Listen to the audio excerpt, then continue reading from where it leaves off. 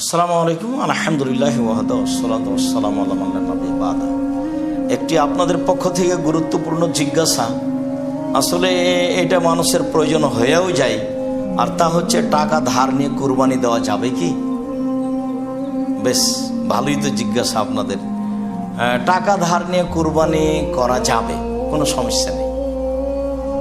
কেননা কুরবানি যে বিশাল খরচ এমনটা নয়, সাথে সাথে ঋণ থাকলে কুরবানি করা যাবে না এমনটাও নয়, সাথে সাথে কুরবানি যে ফরজ এ কথা নয়।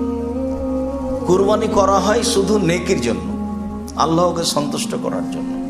আল্লাহ তাআলা বলেন, ওয়ালিকুল্লি উম্মাতিন জাআলনা মানসাকা, আমি প্রত্যেকটা সম্প্রদায়ের জন্য কুরবানির ব্যবস্থা করেছি।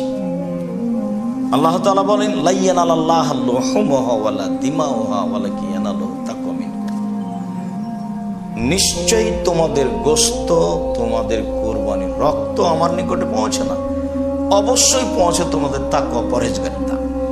যার তাকওয়া পরহেজগারিতা ভালো, পয়সা হালাল, সে কুরবানির নেকি পাবে।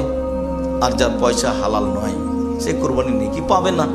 একটা মানুষ আসলেই সচ্ছল, এই মুহূর্তে তার টাকা পয়সা নেই, সে সহজেই পরে দিতে পারবে, তাহলে সে ধার কর্জন নিয়ে এত বড় নেকির কাজ করতে পারে। এত বড় নেকি থেকে বঞ্চিত থাকার চেয়ে ধার কর্জ ঋণ নিয়ে কুরবানি করাই ভালো, যদিও কুরবানি ফরজ নয়।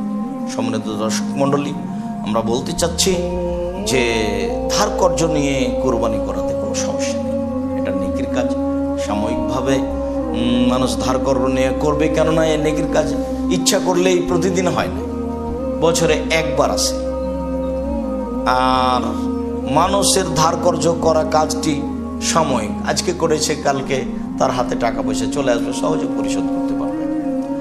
আমরা আপনাদেরকে এ ব্যাপারে উদ্বুদ্ধ করতে চাই যে কুরবানির সময় যদি টাকা পয়সা বাসাতে নাও থাকে, তা আপনি ঋণ কর্য করে সহজে কুরবানি করতে পারেন।